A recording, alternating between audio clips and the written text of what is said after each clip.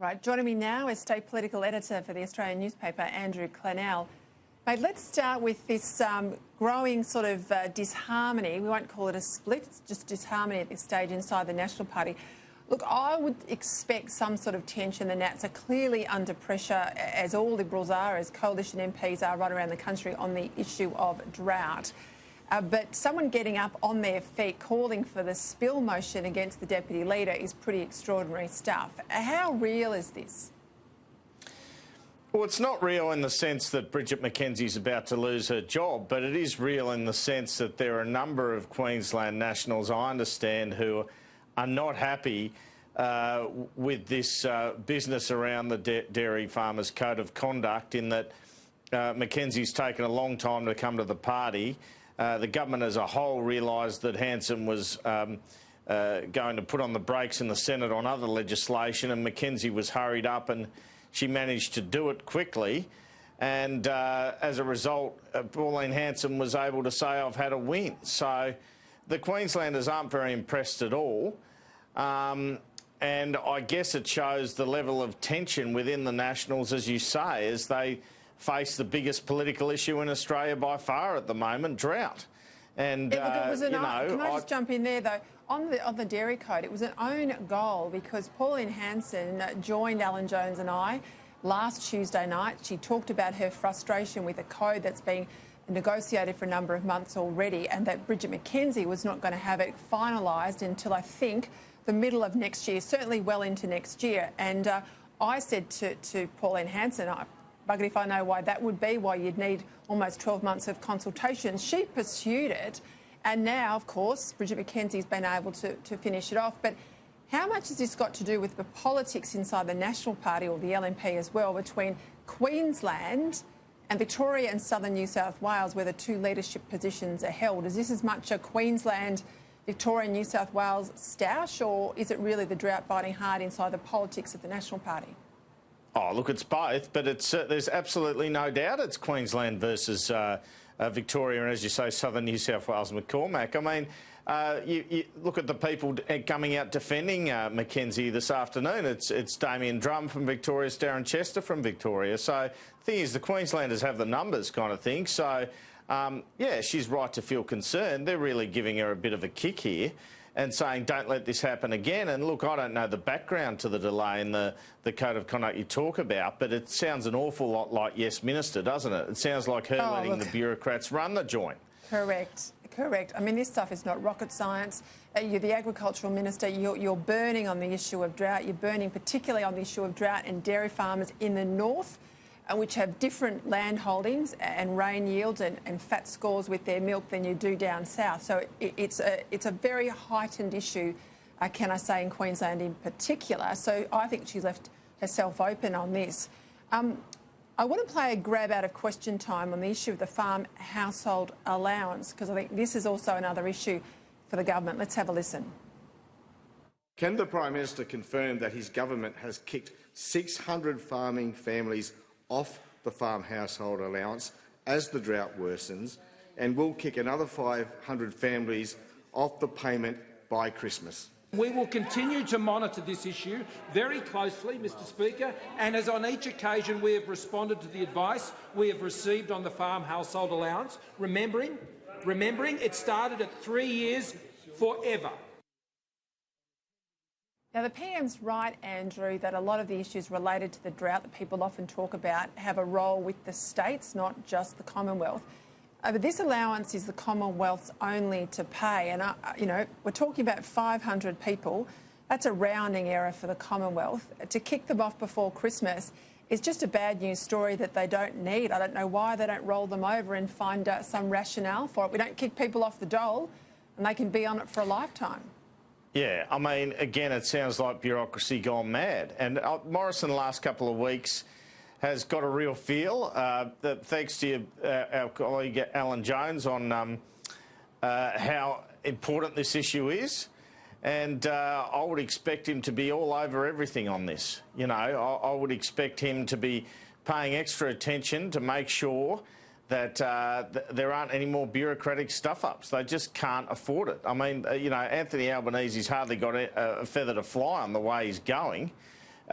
Morrison doesn't need him to be able to at least take the ball up on this issue. And, you know, the farmers out there, you know, there could be lingering resentment for a long time in some rural electorates if mistakes are made now.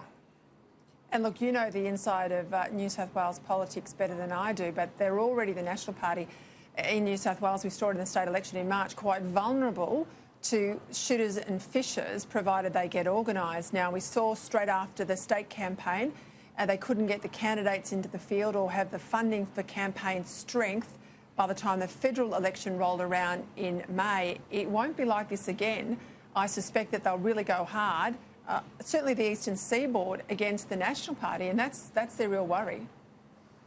Look, I mean, 2 seats lost, almost putting Gladys Berejiklian in minority government because of water by the Shooters Party. But it wasn't about shooting. It was about water, Barwon and Murray. And yes, you can see that happen at a federal level. And you're quite right to say that the Shooters just couldn't get their act together in time to exploit that. But, you know, 2 or 3 years to prepare, they'd be mad not to have a good crack at federal electorates, because voters have to show their dismay in some way or another. I mean, towns are going to go under. Cities are going to have no drinking water, major cities in New South Wales, unless there's some rain soon. So, you know, the Nationals are smart enough to realise they're particularly vulnerable here. All right, take me into New South Wales. There's a bit of noise around today about ALP finances. Tell me a bit more. Well, New South Wales Labor's in big trouble financially. I mean, the auditors have come in, Peter, and they've essentially said, you know, here's a red flag. You've got a problem with cash flow. And the reason why, well, they're going to spend $1 million in legal fees at the ICAC inquiry into the Chinese donation scandal. They've paid out Kayla Manane, the General Secretary, has just left $700,000. They promised $250,000 that they would return to or give to the Electoral Commission that was donated by the developer and now convicted murderer, Ron Medich. And there's $100,000 that was in the Audi bag allegedly from Huang Zhengmo that they've now given to the Electoral Commission. So you don't have to go very far to see $1.5 million down. And, you know, in the old days, when you didn't have the New South Wales electoral laws you have now, you could just go to a developer and get some money, or a bunch of developers. You can't do that anymore. Developer donations are banned here at the state level, and there are caps of $5,000 a year on donations, which is why this whole Zhang Mo thing's a problem for them as it is. And there's also the threat, I've got to say, that the New South Wales Electoral Commission might be so fed up with Labor's behaviour they would hold some public funding. Now, don't think this financial problem will only extend to New South Wales. New South Wales is such a critical state in terms of a federal campaign. If they're in big trouble, then so's your federal campaign. And we saw that at the Liberal level when ICAC withheld $400,000 from the Libs after a scandal a few years back. Malcolm Turnbull had to kick in $1.5 million himself. So, you know, there are massive flow-on effects here.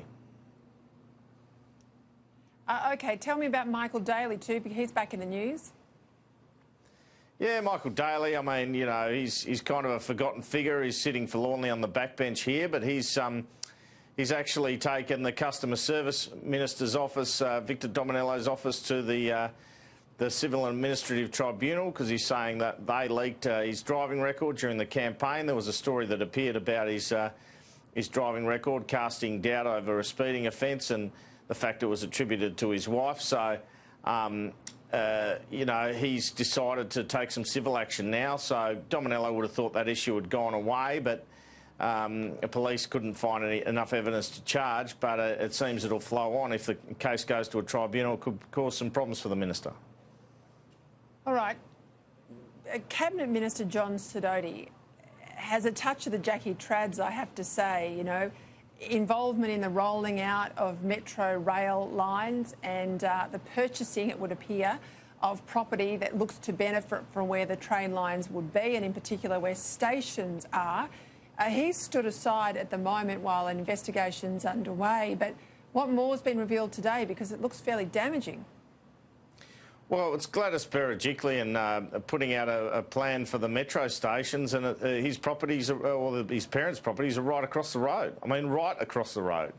So, you know, you can imagine once that metro station's built, they'll go up millions, because they're big properties too. So he would argue, well, half of the property my parents owned anyway years ago. But, you know, the thing about this story is that he also purchased with a sort of a consortium a property near a northwest metro station with that project already sort of built and underway. So he's done it twice, and he was Parliamentary Secretary of the Transport Minister. Now, let's just say even if he's just a shrewd investor, he didn't have any inside info. He might pass the ICAC test. He's not going to pass the pub test. And quite frankly, you'd have to be a bit of an idiot to carry on like this if you want to be a minister. And yet Gladys Berejiklian kind of knew about all this. I mean, this was reported a couple of years ago, and she still made him a minister. So, but yeah, Peter, it is a story that captures the imagination of people. Politician buying property near rail stations and or proposed rail stations. Everyone just shakes their head at it. Yeah, and look, you're right, it doesn't pass the pub test. I think people saw very quickly through the Trad family purchase. I think they're seeing very clearly through the Sidoti purchase, and I suspect what will happen, we'll all get close to Christmas in the dead zone when politicians like to have their reshuffles. There'll be a little reshuffle and Sidoti will disappear from public life, would be my tip. But, you know, see how it all goes. Andrew Clennell, as always, thanks for your time.